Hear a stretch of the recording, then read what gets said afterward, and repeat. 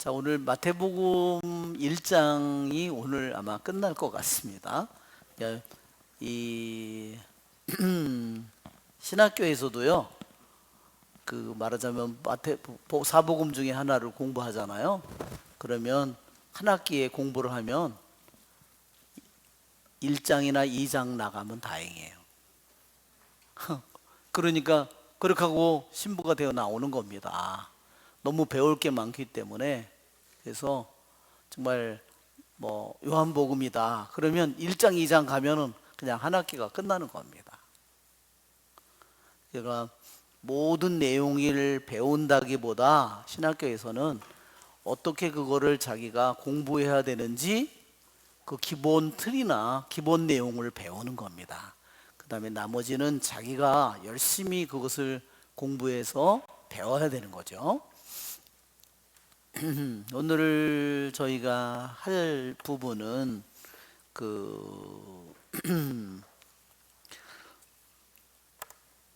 여러분 질문지 받으셨죠? 그 전에 여러분 전에 하던 그 질문지가 아직 다 우리가 끝나지를 못했어요.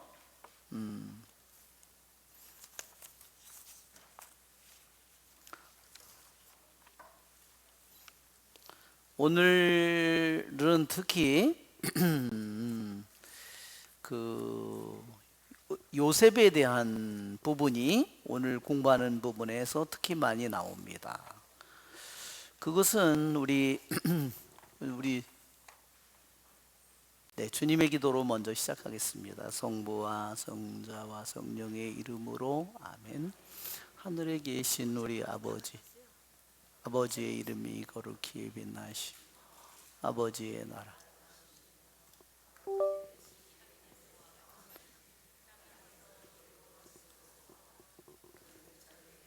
월 양식을 주시고 저희에게 잘못한 일을 저희가 용서하오니 저희 죄를 용서하시고 그를 유혹에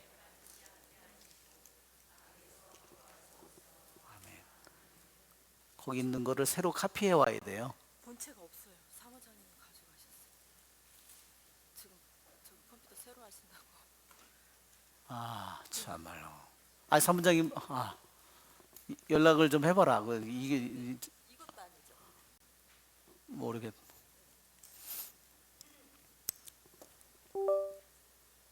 이건 아니야. 있는 거 가지고 우선 해봐야 되겠다. 할 수 없다.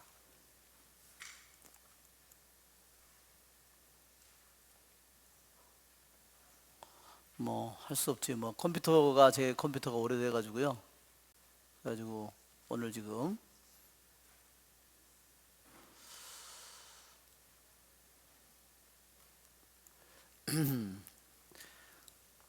자 우리 질문을 먼저 보면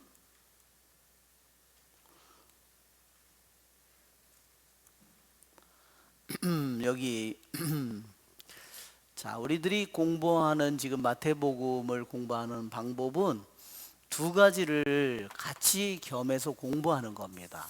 하나는 아가페 바이블 스터디라고 아가페 바이블 스터디 바이블 스터디 그 다음에 카톨릭이라고 이 스터디 카톨릭 그래서 영어로는 이렇게 아가페 바이블 스터디 캐톨릭이라고 인터넷에 치면 이 사이트가 뜹니다. 여기 있는 거를 가지고 지금 하는 거예요. 하고 여기 지금 질문지에 있는 거. 그 다음에 또 한 것은 또 하나는 뭐냐면 교부들의 성경. 교부들은 이것을 어떻게 해석했는가 그것을 같이 공부하는 거예요. 그러니까 공부하는 저기가 시간이 좀 더 많이 걸리는 겁니다. 알았죠?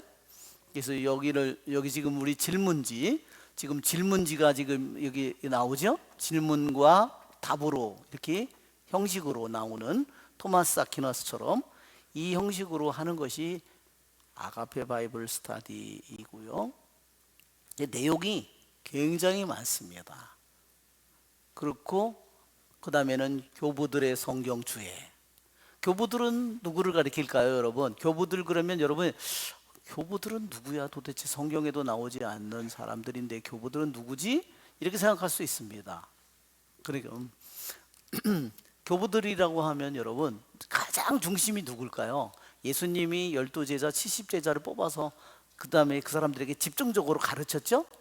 비유도 설명해줬죠. 데리고 다니면서 다 가르쳤죠. 그러니까 가장 주님의 말씀을 잘하는 사람이 누굴까요? 사도들이에요. 12제자들. 12제자 곧 사도들이에요. 그리고 그 다음엔 또 누가 있을까요? 70제자가 여기 물론 포함되어 있겠죠. 70제자, 수많은 따라다니는 사람들. 그 다음에 이 사람들이 하나하나 죽었어요. 사도들의 후계자. 사도들이 하나하나 각자 지역에서 어떤 사람은 안티오키아에서, 어떤 사람은 말하자면 다마스커스에서, 어떤 사람은 에집트에서, 어떤 사람은 그리스에서 이렇게 덕해서 활동을 하는데, 그 사람 사도들이 하나하나 죽으면서부터 그 사도들이 자기가 가르쳤던 사람들이 있잖아요. 직접 사도들이 가르친 사람들, 그 사도들의 후계자, 여기서 교부들의 이름이 나오는 겁니다. 아, 교부들이라고 하면 사도들과 사도들의 후계자, 그 후계자, 사도들의 후계자는 어때요? 사도들로부터 직접 가르침을 받은 겁니다. 그리고 사도들에게, 후계자에게 직접 들은 사람한테서 가르침을 받았어요. 사도들의 후계자, 일례로 따지면 요한 사도에게 직접 가르침을 받은 폴리카르포 주교님, 순교하는 장면이 어때요? 경기장에다가 붙잡아 놓고 장작을 쌓아 놓고 불을 붙이는데 불이 감싸고 있어요. 타지를 않고. 불은 타고 있는데 그 안에서 그냥 거기서 타지를 않고 있는 겁니다. 그래서 사람들은 향내를 맡았다고. 그 전체가, 그것이 요한 사도에게 직접 배운 폴리카르포예요. 그럼 폴리카르포에게서 또 직접 배운 사람들이 많겠죠? 요한 폴리카르포만은 아니죠. 여러 명이죠. 또 이 폴리카르포에게서 직접 배운 사람, 여기가 이레네오. 이렇게 이런 사람들이 예수님에게서 직접 배운 가르침을 가장, 왜? 해석을 엉뚱하게 해버리면 전혀 다른 말이 돼버리거잖아요. 성경이라는 게 성경 기절을 해석을 엉뚱하게 해버리면 전혀 다른, 왜냐? 거기서부터 새로운 분파가 계속 갈라져 나가게 되는 겁니다. 그래서 예수님은 사도들에게 그 가르침을 알려줬어요. 사도들, 12제자 사도들, 사도들의 후계자, 그 후계자의 후계자, 후계자를 통해서 배운 사람, 이 모든 내용, 이것들이 바로 교부들이에요. 그러니까 성경에 들어가 있는 부분은 일부만 들어가 있는 거지, 요한사도가 말하는 것처럼 무한복음 끝에 그것을 다 기록하려면 온 세상을 채우고도 남을 것이라고 사도 요한이 증언하는 겁니다. 그러면 이 성경은, 신약 성경은 뭐 1000페이지도 안 되지만, 그러면 이 교부들의 그 기록은 얼마나 많을까요? 정말로 우리 서울신학교의 도서관에 이쪽 끝에서 저쪽 벽까지 완전히 서가가 쫙 채워서요, 그 끝까지 완전히 채우고도 남아요. 그것이 교부들의 문헌입니다. 여러분, 그러면 이 안에서 신약 성경이라는 것이 여 안에서 태어난 겁니다. 이 교부들의 이 수많은 주님께로부터 직접 들은 글 중에서 일부만이 두루마리처럼, 구약의 두루마리처럼 성경으로 들어간 겁니다. 왜 교부들을 얘기하는지, 교부들은 주님의 말씀을 직접 들은 사도들, 70제자들, 그 사도들의 직접 직접 가르침을 받은 사람들, 직접 사도들을 살아서 보면서 가르침을, 그리고 그 사람들에게, 그렇죠? 그 모든 것들을 가장 우리에게 빗나가지 않도록 우리에게 알려주는 사람들을 역할을 하는 것이, 그래서 하느님의 계시는 성경에만 있다. 마르틴 루터는 성경에만 있다고 했지만 그것은 성경에만 있다 그러면 이거를 다 부인하는 겁니다. 이거를 다 부인하면 무슨 결과가 생길까요? 아주 위험한 책이 돼버려요. 자기 멋대로 성경을 해석하는 결과를 가져오는 겁니다. 자, 아시겠죠? 자, 우리는 그래서 이 공부가 아가페 바이블 스터디에 나온 자료를 참고로 주 참고로 공부하고, 그 다음에 교부들의 성경 내용을 같이 공부합니다.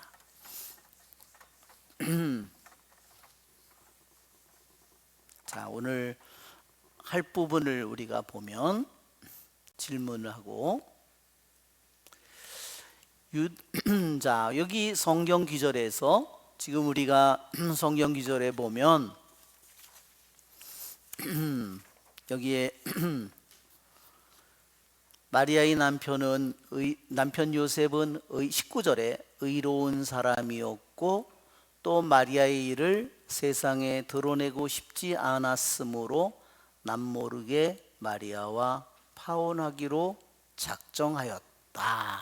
자, 정말 이사야서 7장에 있는 동정녀가 잉태하여 아들을 낳으리니 그 이름을 임마누엘이라 하리라 하는 그 말씀이 이루어지는 데는 성모님의 응답이 가장 중요한 요소입니다. 그러나 두 번째로 중요한 것은 요셉의 협력입니다. 그렇죠?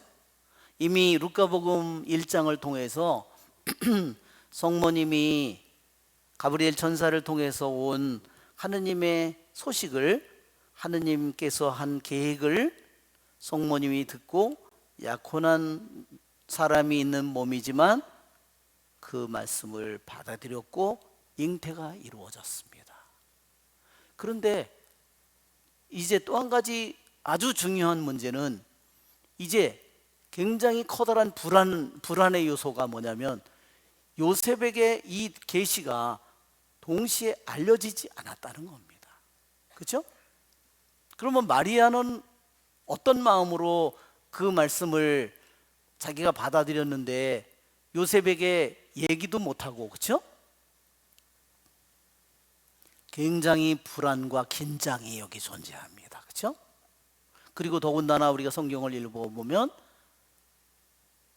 요셉은 임신한 사실을 알게 되었어요. 약혼자니까 좌우지간 그 집에 드나들 거 아니에요. 그런데 아기를 가진 것을 눈치챘습니다. 자, 요셉이 어떻게 이거를, 여러분 보통 사람 같으면 이거를 어떻게 해결했을까요? 마마보이 같으면, 엄마 걔가 임신했네. 그럼 어떻게 될까요? 끝났습니다. 그죠? 친구를 너무 중요하게 생각했으면 찾아가서, 야, 우리 약혼자가 아기를 가진 것 같아. 그렇죠? 일 끝났죠? 여러분 생각해 보세요. 얼마나 많은 위험이 여기에 불안이 존재하는가. 하느님은 이 모든 일을 인간에게 맡기셨습니다. 왜 그 일을 맡겼을까요, 여러분? 자, 한번 우리들이 왜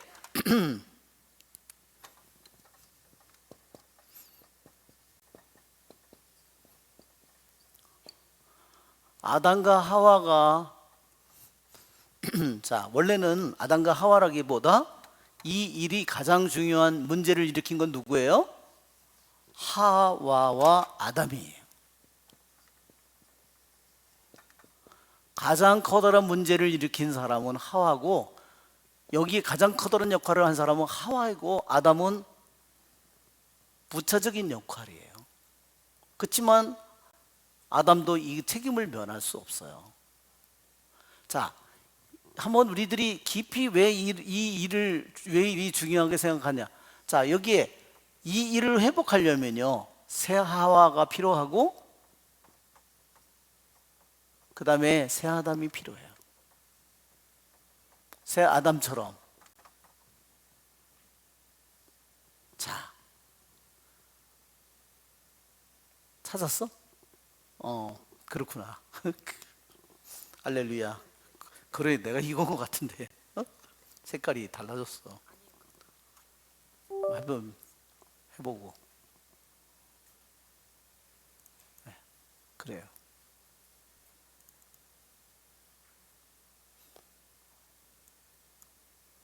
찾았습니다. 드디어. 네.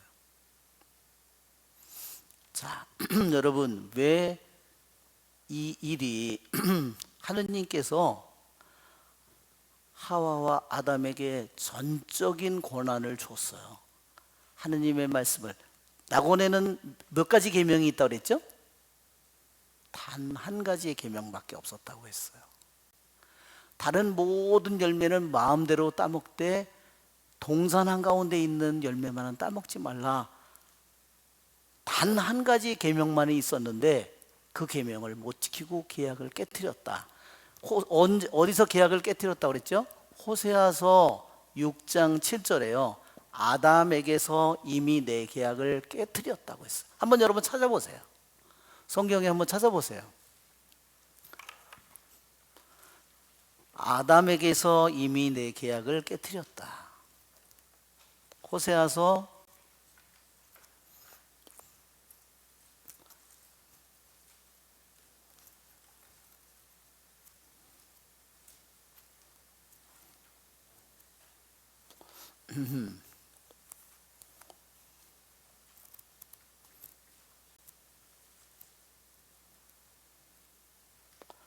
6장 7절에 보면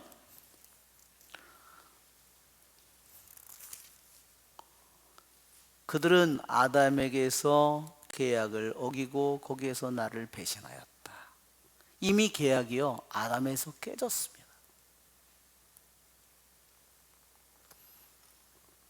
여러분 요새 성령 읽기표에 신명기 읽었죠? 신명기 20장 뒷부분에 가면 신명기가 계약이 무엇인지를, 계약을 깨트리는 사람에게 무슨 일이 벌어지는지, 그렇죠? 온갖 죽음과 불행과 저주와 병고와 수많은 일들이. 왜? 하느님을 짓밟았는데 무슨 축복이 있겠습니까? 오늘날 사람들이요, 하느님을 졸로하는 겁니다. 눈에 보이는 것만이 전부인 것처럼 생각합니다.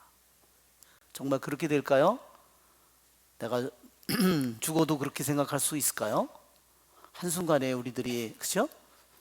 언제든지 내 자신이 언제 심장이 멎을지 모르는데, 자, 새 아담과 하와와 아담이 아담에게 하느님께서 전적으로 모든 것을 맡기신 것처럼 하와와 아담, 새 요셉에게도요, 모든 것을 맡긴 겁니다.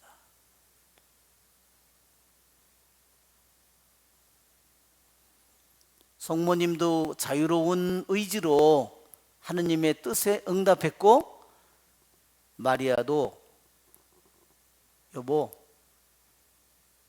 나 천사가 해서 성령으로 잉태했어, 그렇게 말을 하지 않았습니다. 그죠? 요셉이 안 것은 분명히 마리아가 약혼을 하고 천사를 통해서 잉태를 한 후에 바로 성모님은 사촌 엘리사벳을 찾아가서 석 달 뜻가량 거기다 머물고 왔어요. 그렇죠? 요셉이 보니까 석 달을 머물고 왔는데 보니까 임신한 것을 알았다는 겁니다. 자, 우리 성경의 기절은 의로운 사람이라고, 그리고 어떻게 이것을 이것을 요셉이 어떻게 이거를 받아들여야 될지.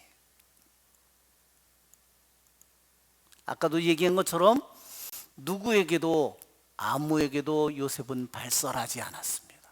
왜? 왜 그랬을까요? 얼마나 위험한 일인지를 알고 있었기 때문입니다. 때로는 우리들에게도 그런 일이 생깁니다. 내 부모나 누구에게도 아무에게도 내가 말할 수 없는 일이 생길 수도 있습니다. 그렇죠? 침묵이 가장 커다란 대답, 그것이 우리에게 길일 수 있어요.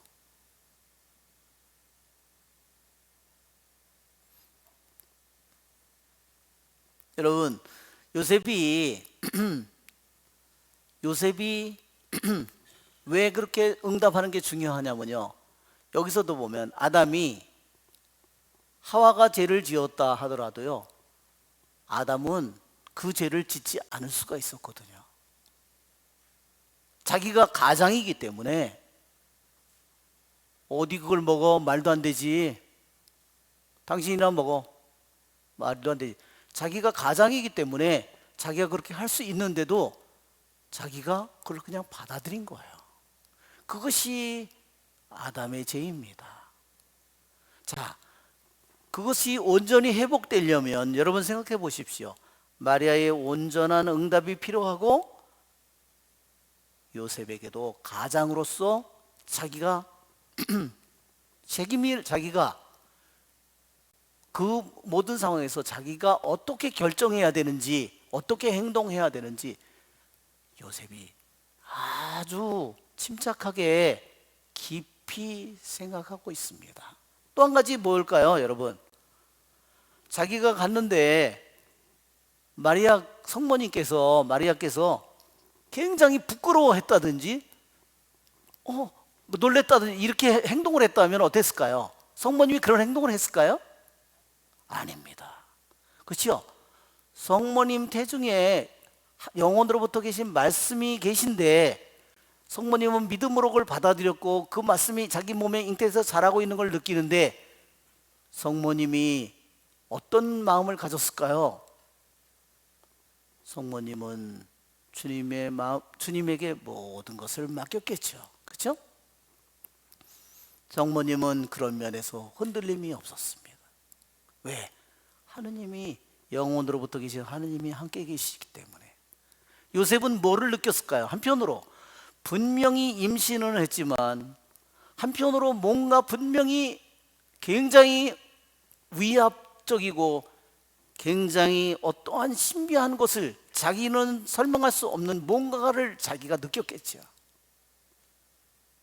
인간적으로는 어떻게 해서 임신이 됐을까, 수많은 의심을 하기도 했겠지만, 그러나 성모님의 모습을 보고서는 그런 생각을 가질 수가 없었습니다. 그렇죠? 여러분 한번 생각해 보십시오. 실제로 내가 그런 일이 일어났다고 내가 생각해 본다면, 요셉은 절대로 이것을 남에게 발설할 수 없는 일이라는 거. 왜? 뭔가 이미 성모님 안에 하느님께서 계시다는 것을 그는 뭔가를 느꼈을 겁니다. 자, 우리 성경을 기조를 보면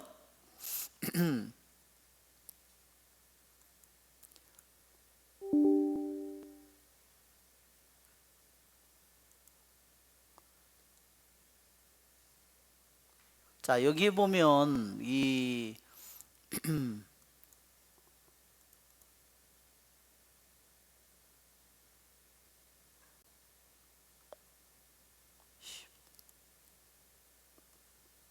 15.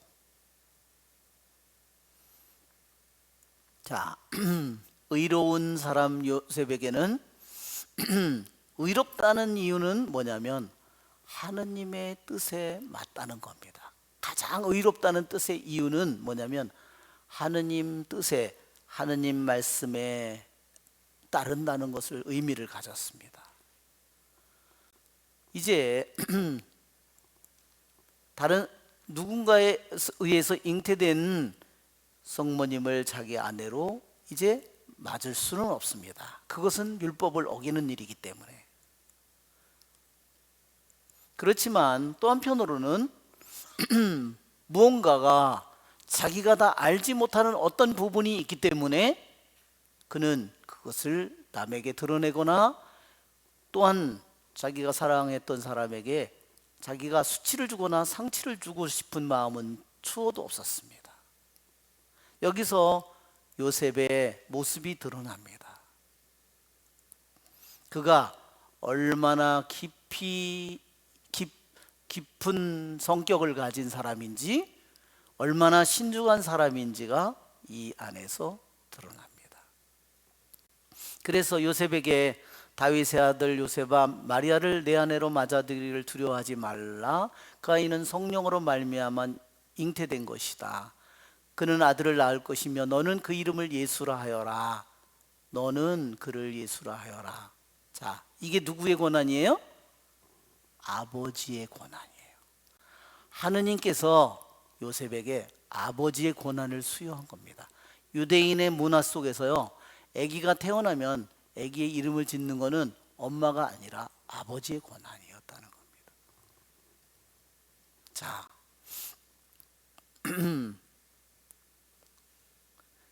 그 아이가 잉태가 뭐에서 잉태됐다고요?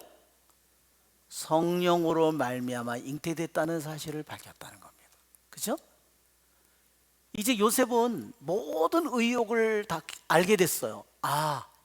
성령으로 이사야서 7장에 있는 동정녀가 잉태하여 아들을 낳으리니 그 말씀이 바로 자기 아내를 통해서 이루어진다는 것을, 자기를 통해서, 자기 가정을 통해서 이루어진다는 사실을 깨달았고,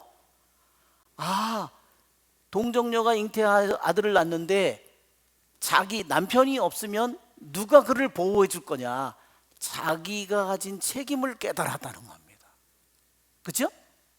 자기가 해야 될 역할이 얼마나 중요한가를 그가 깨닫게 된 겁니다.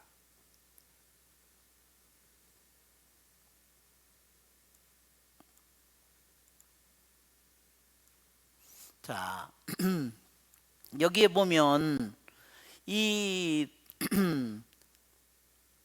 그 예고는, 천사가 예고한 내용은 그 잉태는 성령으로 말미암은 것이다. 아들을 낳으리니, 이 기절이 어떻게 되어 있냐면요, 첫 기절이요. 여기에도 여기 23절에 보라 동정녀가 잉태하여 아들을 낳으리니 그 이름을 임마누엘이라 하리라. 뭐가 들어 있어요? 보아라라는 말이 들어 있습니다. 자, 이 천사가 요셉에게 하는 말이요, 탄생 예고가 다른 탄생 예고의 똑같은 형식으로 이루어져 있다는 겁니다. 이삭이 탄생할 때도 보라 이렇게 되어 있고요, 솔로몬이 탄생할 때도 보라, 요시아도 탄생할 때 보라, 똑같은 형식으로, 특별한 이들이 탄생 예고할 때 똑같은 형식으로 보라라는 예고가 보라라는 말로 시작되고 아이의 이름이 등장하고, 그 아이가 해야 될 정체성이 뭔지, 즉 그가 죄에서 사람들을 구원할 것이다. 그분께서 당신 백성을 죄에서 구원할 것이다, 이렇게 얘기하는 겁니다. 그러니까 이 천사가 요셉에게 알려주는 그 아기는 성령으로 말미암아 잉태된 것이고, 아기는 예수님 이름을 예수라고 하고, 그 다음에 사람들을 죄에서 구원할 것이다. 이 가장 중요한 것을 알려줬는데, 이미 이 모든 내용이 구약에서 특별한 사람들이 탄생할 때 하느님이 예고해 준 내용과 똑같은 형식으로 이루어져 있다는 겁니다. 이것이 하느님께서 그래서 요셉의 모든 의욕을 다 한순간에 없애주시고, 그가 해야 될 일이 뭔지, 또 그에게 권한을 주었고, 해야 될 일이 권한과 함께 그가 해야 될 일이 뭔지, 내가 아버지로서 이 가정과 이 엄마와 아기를 내가 지켜야 될 사람이다 하는 것을 알려준 겁니다. 자, 그 다음 질문을 보면 꿈 안에서 자 요셉에게 주어진 하느님의 계시는 같은 이름을 지닌 구약 인물 어메 뭐 이렇게 시커멓게 다 칠해놨어.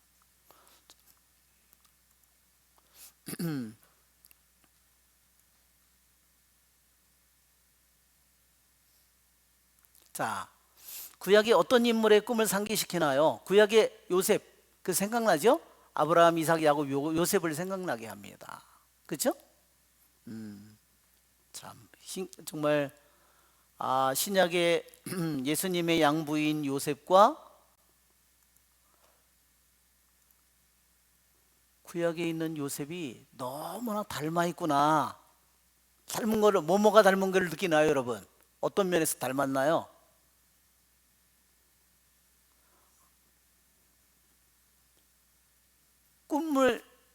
꿈을 통해서 하죠. 그리고요, 아버지의 이름이 똑같이 야고보예요. 어떤 면이 비슷한가, 여러분? 자, 우리가 한번 생각해 볼까요? 여기엔 또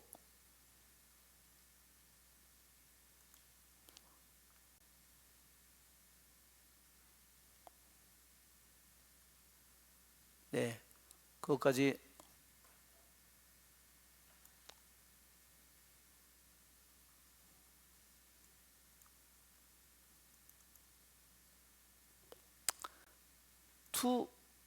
여기서 여러분 요셉과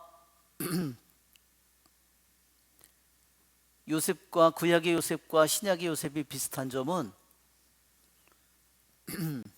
하느님께서 구약의 요셉은 파라오 밑에 뭐가 됐어요? 나라의 모든 일을 맡는 사람이 됐죠? 총리가 됐잖아요. 파라오가 인장반지를 빼어서 주면서 나라의 모든 것을 맡겼어요. 그죠? 요셉은 뭐를 맡았나요? 그래서 요셉이 하느님께서 요셉에게 당신의 아들, 하느님의 아들을 보호하는 그 고난과 함께 온 세상을 양부인 요셉에게 맡겼다는 겁니다. 이 구약에 있는 내용과 구약의 요셉에 있는 내용이 그대로 신약의 요셉을 통해서 그대로 똑같은 모습이 드러납니다. 거기도 요셉이 정결하죠? 여기서 이 모든 일들이 너무너무나 구약의 요셉과 신약의 요셉이 비슷한 면이 등장합니다. 정말 생각해 보면 생각할수록 그 신비를 더욱더 깊이 깨닫게 됩니다. 그 다음에 여기서 보면 질문이 요셉이 마리아를 아내로 맞아야 함을 확신하도록 천사는 어떤 세 가지 중요한 선언을 해야 했는가? 요셉은 마리아를 자기 집으로 데려와 혼인을 완성해야 된다는 것, 잉태가 성령으로 말미암는 사실을 밝혀주었고, 요셉이 예수님의 이름을 지어줘야 된다. 이것이 아버지로서의 권한이라고 그랬죠? 자, 마태복음 21장 그 여인은 아들을 낳을 것이며 너는 그 이름을 예수라 하여라. 여기에 예수라는 이 말이 바로 히브리어로 따지면 예슈아예요. 예슈아는 하느님께서 구원하신다. 그러니까 구약에는요, 지명이든 사람이든 이름이든 모든 이름 속에요, 물건의 이름이든 모든 이름 속에요, 다 의미가 들어가 있습니다. 예수라는 이름이 하느님께서 구원하신다. 그러면 그가 자기 백성을 죄에서 구원할 것이다. 이렇게 됐습니다. 자, 어떻게 그분이 자기 백성에서 죄를 구원할까? 다시 한번 생각해 봅시다.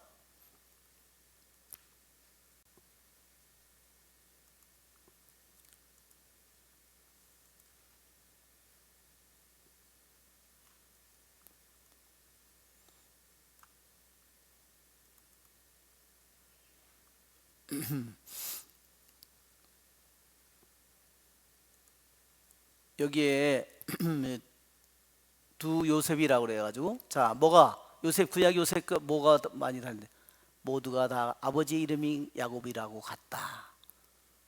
구약 요셉과 신약 요셉은 그들이 모두 왕가라는 겁니다. 다윗의 왕가, 또 그리고 성조의 왕가, 그 세 번째는 그들이 모두 많은 고난을 겪는다는 것. 그렇지만 그들은 아무 불평을 하지 않는다는 것. 이런 것들이 요셉이 너무 비슷한 면이라는 겁니다. 네 번째, 그들은 모두 자기 나라를 떠나서 에집트로 간다는 면이 똑같다는 겁니다. 그 다음에 꿈을 이해하는 능력이 둘 다 너무나 똑같다는 겁니다. 여섯 번째 똑같은 점은 그들이 왕의 나라, 에집트 나라 전체와 소유를 다스리는 자가 된다는 겁니다. 그렇죠? 요셉에게 당신 영원으로부터 계신 하느님이 인간의 아들이 되었는데 그 아들이를 교육하고 다스릴 책임을 맡았다는 겁니다. 그 다음에 아까도 말한 순결함, 정결함, 그리고 그들이 둘 다 가난함을 겪었다는 것, 모두가. 그렇죠? 요셉은 지하 감옥에서, 그렇죠? 모셉은 또한 전 세계의 사람들을 먹이는 책임을 맡았죠? 그렇죠? 전 세계의 사람들을 먹여야 되는 역할을 맡았어요. 그런 것처럼 똑같이 요셉도, 신약의 요셉도 당신의 아들을 먹이는 책임을 맡았습니다. 자, 그래서 우리가 모두 어려울 때 모두 우리가 찾아가야 되는 곳이 요셉이라는 겁니다. 자, 이것이 두 사람이 얼마나, 자, 이런 것을 생각해 보면, 구약에 있는 요셉과 신약에 있는 요셉이 이렇게 닮은 데가 많구나. 여기에 하느님께서 얼마나 이 두 가지가 신비로이 결합되어 있는지를 우리에게 보여줍니다.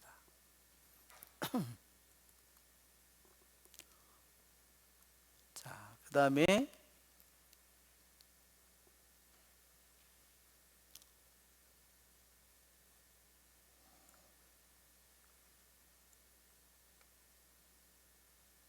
자, 죄에서 구원할 것이라고 한 점. 자,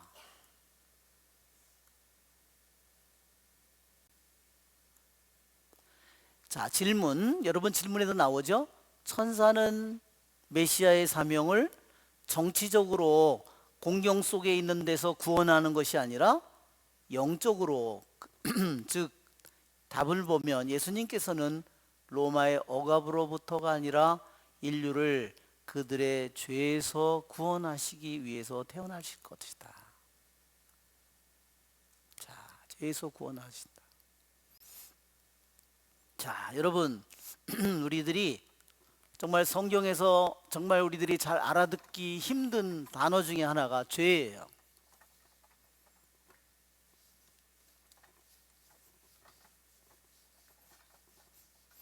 그래도 우리들이 사순절이 되면 또 대림절이 되면 판공을 하고 우리들이 고해성사를 하고, 그렇죠?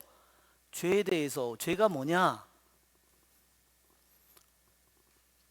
그러면 우리는 먼저 죄가 뭘까?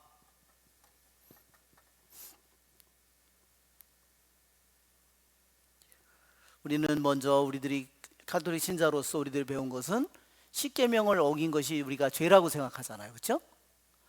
그러면서 내가 성찰을 할 때도 내가 십계명이나 신약의 새로운 계명 중에서 내가 어긴 것이 뭐 있는가 그런 것을 성찰합니다. 그러나 이것은 반드시 필요한 일이지만 십계명에 비추어서 내가 하느님의 뜻을 비추어 본 그것은 분명히 맞는 일이기도 하지만 이것은 부족하다는 겁니다. 죄는 스스로 이 죄의 정체를 우리에게 잘 드러내지를 않습니다. 그렇죠? 죄를 지으면 우리가 어떻게 될까요? 죄를 지으면 눈이 어두워질 것이고, 그렇죠? 또 어떻게 될까요? 귀도 어두워질 것이고 입도 어두워질 겁니다. 우리 알퐁소 성인이 그랬어요. 죄를 지은 사람은요, 악마는 우리에게 죄를 짓도록 해서 어떻게 죄를 우리들이 눈이 멀도록 만든다는 겁니다. 하와가 죄를 짓도록 만들기 위해서 어떻게 하죠? 눈을 멀게 만듭니다.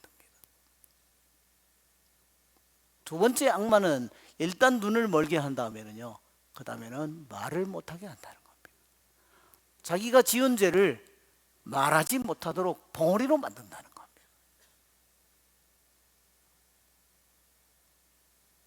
그 다음에는 어떤 단계로 갈까요? 그 다음엔 하느님의 말씀을 귀 기울여 듣지 못하도록 귀머거리로 만들겠죠. 이것이 악마가 하는 모든 우리를 공격하는 전술이에요. 자, 죄라는 그러면 뭘까? 우리가 성경에서 말할 때 죄에서 구원한다 그런 말을 했는데 자, 죄란 무엇일까? 우리 죄라는 말은요, 성경에서 죄를, 그리스어에서 죄를 뭐라 그러면 하마르티아라고, 하마르티아.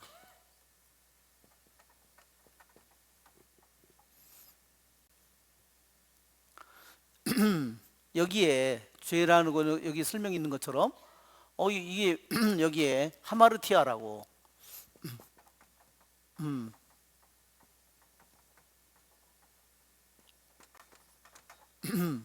이게 하마르티아, 이 왜 죄를 하마르티아라는 말이 뭐냐면요, 죄라는 말의 의미, 그리스어로, 이게 그리스어로 죄예요. 그리스어로 우리 발음으로는 하마르티아입니다. 스펠링은 이렇게 쓰지만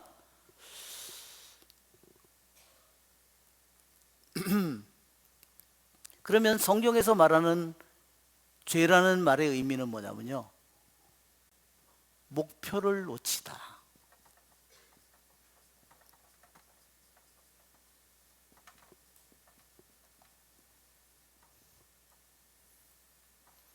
자, 죄라는 말의 본래 의미는 목표를 놓치다는 뜻입니다.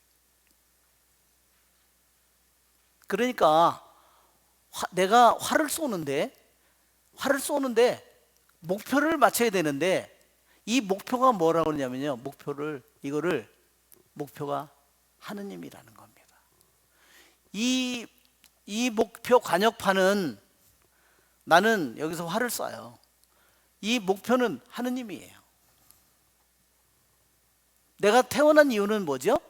이유는 하느님 때문에 나왔고, 하느님을 위해서 나왔고, 하느님에게로 돌아가는 겁니다. 하느님 때문에 왔고, 하느님을 위해서 나왔고, 하느님에게로 돌아가는 겁니다. 죄라는 것은 하느님이라는 목표를 활을 쏘는 겁니다. 죄라는 것은 그것을 끊임없이 활을 딴 데다 쏘고 있는 겁니다. 그렇죠?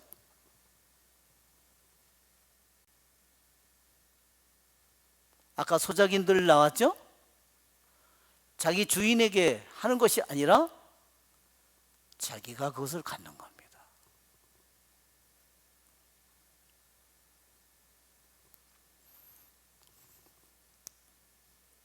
여러분, 시편 27편에도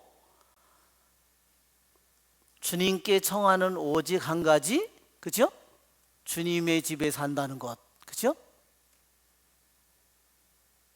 한평생 주님을 우러러보고 주님의 집에서 산다는 것, 주님의 아름다움을 우러러보고 그것이 없는 사람은 이미 마음이 빗나간 사람이에요.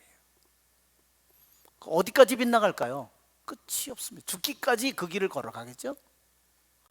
돈을 위해 살든, 취미를 위해 살든, 자기 자신을 위해 살든, 뭐 사랑을 위해 살든, 다 하느님이 아니에요. 대상은 아무리 바뀌더라도 그가 죄 속에 있는 것은 변함이 없어요. 열심히 그는 살고는 있는 것 같은데 열심히는 살아. 그러나 그는 여전히 어둠이에요. 빛이 떠오르질 않습니다. 이것이 죄예요.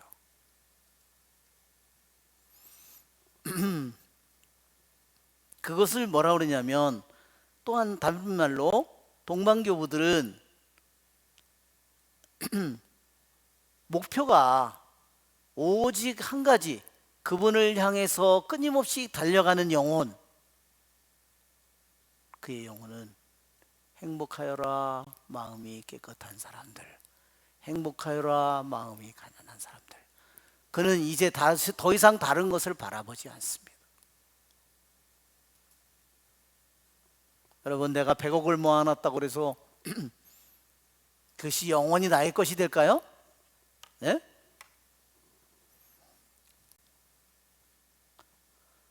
내가 병들면, 그죠? 100억이 무슨 소용이 있겠습니까? 내가 음식을 잘 못 넘기는데, 그죠?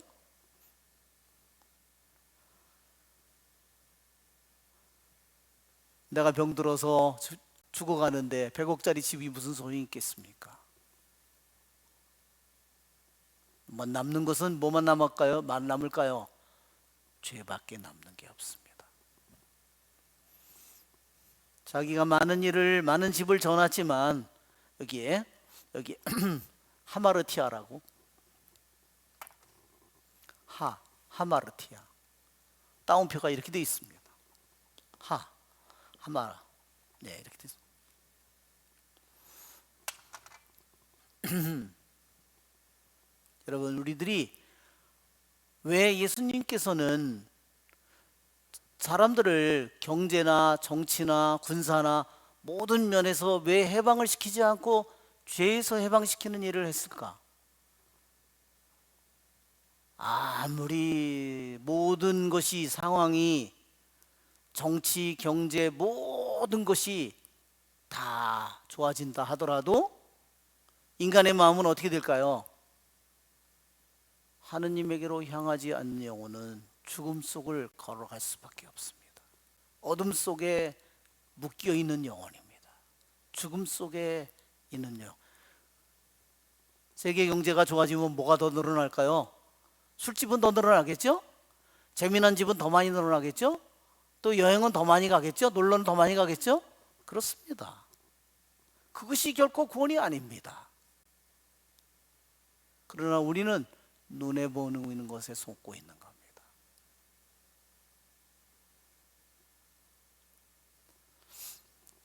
예수님께서 우리에게 정치적인, 경제적인 모든 문제를 해결하기 위해서 그분은 온 것이 아니라, 모든 문제를 그분은 왜 하느님을 향하지 못하는지, 하느님이라는 목표에 왜 우리들이 향해서 달려가지를 못하는지, 그러한 우리를 알려주시고, 그것이 무엇인지를 알려주시고, 우리들의 힘으로는 하느님을 맞출 수 없는 우리에게 구원을 주시고, 그것을 향해서 끊임없이 우리들이, 여러분, 내 마음이 구원을 그분이 나에게 주셨어도 내 마음이 딴 데로 끊임없이 향해서 가면 어떻게 돼요? 한순간에 구원은 나에게서 멀어져 갑니다. 그렇죠?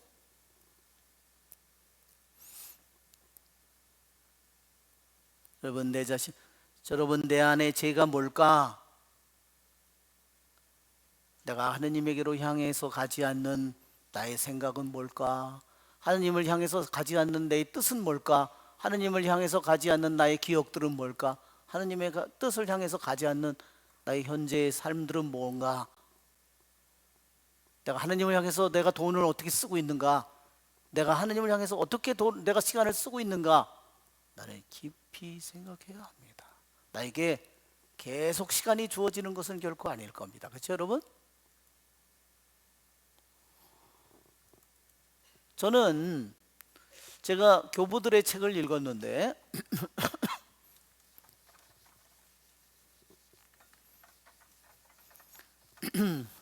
교부들의 책 그래서 수도승의 그 담화 책에서 분도 출판사에서 나온 책입니다. 이것은 사막 교부들이 우리에게 남겨놓은 거를 가장 중요한 내용만 목표 이렇게 요약해 놓은 거예요.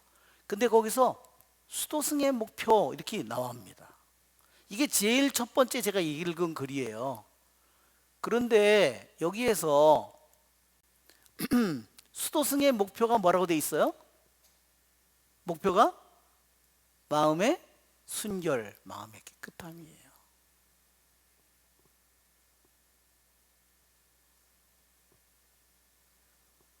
자, 이 마음의 순결, 마음의 깨끗함은 뭘까요? 오직 한 가지 목표를 끊임없이 찾는 것, 거기를 추구하고 있는 겁니다. 그의 마음이 끊임없이 화살처럼 끊임없이 그 목표를 향해서 끊임없이 거기를 향하는 겁니다. 이 사람은 이제 하느님을 만나는 일만 남았어요. 여기에 목표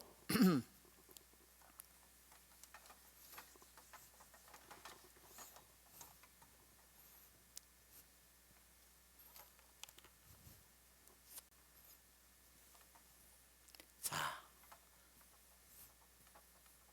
그렇죠? 이 목표를 향해서 우리들이 향해서 화살을 쏘는 겁니다. 저는 왜 이 글이 제일 먼저 나왔을까? 여기 히브리 그리스어로는요, 이거를 먼 목표라고 그러고요. 하나는 가까운 목표라고.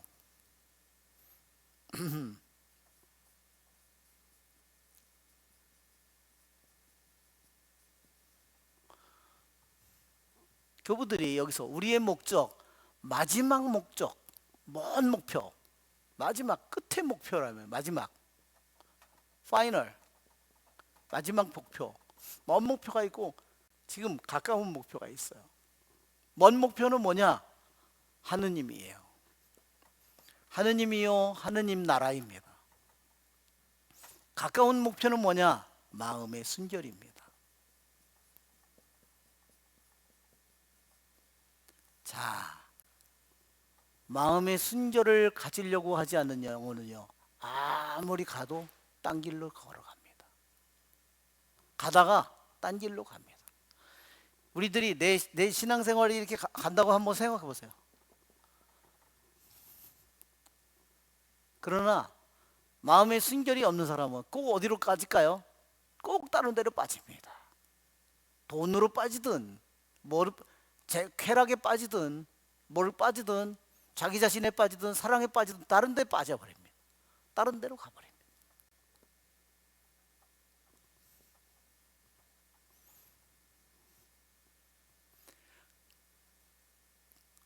그래서 이 복음에 마음이 깨끗하다, 복되어라, 마음이 깨끗한 사람들. 그러나 이 길을 끝까지 걸어가지 못하는 사람은 누구예요?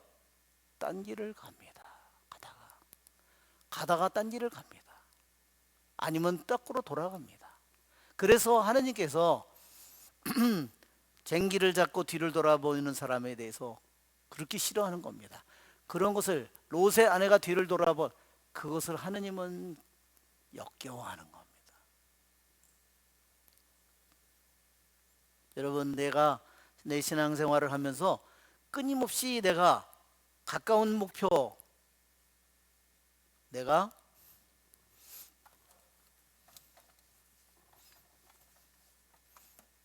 여기에 총을 겨누면 여기에 간음자 간음새가 있듯이 이게 가까운 목표예요. 내 마음의 간음자와 간음새는 내가 하느님을 향해서 제대로 겨냥되어 있는가 아닌가를 확인하는 것은 뭐냐면요, 마음의 순결입니다. 마음의 순결을 잃어버리면 어떻게 될까요? 금방 싸움이 일어납니다. 시기가 일어납니다. 그렇죠?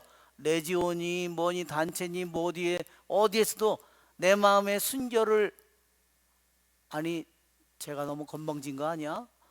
시기야, 그런 마음을 내가 가지면, 그렇죠? 여러분, 금방 내 마음이 빗나갑니다. 끊임없이 싸움과 분열과 내 안에 수많은 어둠이 뚫고 들어옵니다. 여러분, 우리들이 죄라는 거, 왜 목표를 빗나가는 것을 죄라고 했을까? 여러분, 하느님을 내가 하느님을 향하지 않는 영혼, 또 내 마음의 순결을, 가까운 목표, 마음의 순결을 마음의 선결이, 깨끗함이 언제 더럽혀지는가? 내가 돈에 대해서 조금이라도 욕심을 부리면 어떻게 되죠? 이미 저겨들어죠. 음란한 생각을 하면 또 그치 들어오죠. 내가 좀 더 남들보다 편안하려고 그쵸? 하면 들어오죠. 수많은 것들이 나에게 들어와요. 여러분, 마음이 깨끗함이라고 하는 것은 거저 얻어지는 게 아닙니다. 가만히 있다고 절대로 마음이 깨끗해지는 게 아닙니다. 내가 나에게 다가오는 수많은 내가 욕심들을, 탐욕들을, 교만들을, 그죠? 내가 내려놓지 않는데 어떻게 내 마음이 깨끗해지겠습니까? 그러니까 주님은 너무나 뻔한 거예요. 누가 너무나 부자다, 그죠? 하는 일이 너무나 많다, 그죠? 누가가 너무 지위가 높다, 조금만 건드리면 난리가 난다. 한번 생각해 보십시오. 그가, 하느님이 그 사람 안에 무슨 자리가 있을까? 하느님 안에 하느님이 무슨 자리가 있겠어요? 자리가 없습니다. 마음이 깨끗함이라고 하는 것은 수많은 것들을 잘라버린 겁니다.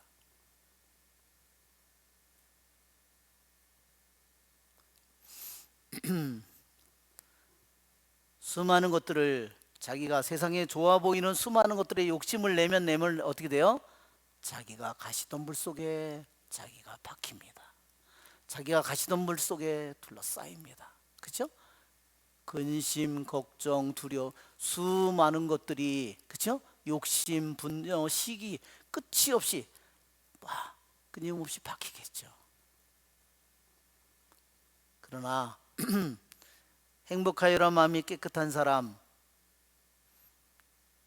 죄에서 진짜로 벗어나서 하느님을 향해서 달려가려면 우리는 마음의 순결이라는, 깨끗함이라는 이 무기가, 하느님이 얼마나 수많은 사람들이, 이 지구상에 수많은 똑똑한 사람, 잘난 사람 많지만 하느님 볼 때 가장 위대한 사람은 누굴까요? 마음이 깨끗한 영혼입니다. 왜? 세상의 그 모든 것들에 욕심을 부리지 않는 겁니다. 더 이상 거기에 목숨을 걸지 않는 사람이에요. 그죠? 어떤 것도, 세상에 있는 그 모든 것도 그를 묶을 수가 없습니다. 여러분, 바오로 사도가 이렇게 얘기하죠. 필립비서에서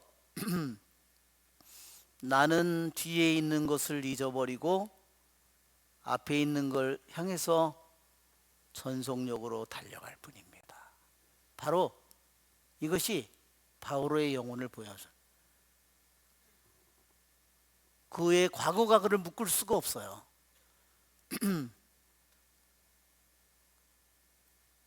여러분, 성경의 말씀은 정말로 우리 자신의 마음 속에 내 자신이 누구인가를 가장 깊이 드러내 줍니다.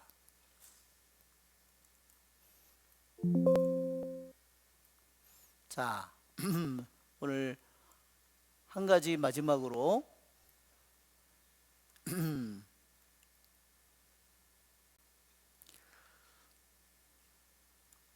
여기에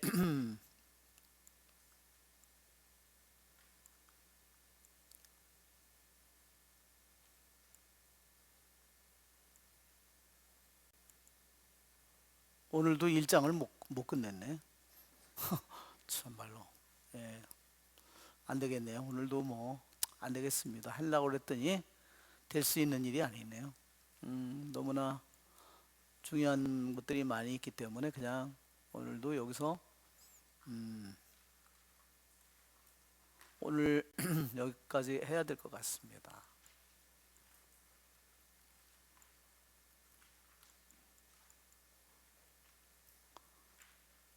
네, 오늘 예, 성모송 하겠습니다. 은총이 가득하신 마리아님 기뻐하소서. 주님께서 함께 계시니 여인 중에 복되시며 태중의 아들 예수님 또한 복되시나이다. 이제와 저희 죄는 영광이 성부와 성자와 성령께 상영원히 아멘. 성부와 성자와 성령의 이름으로 아멘. 네, 수고하셨습니다.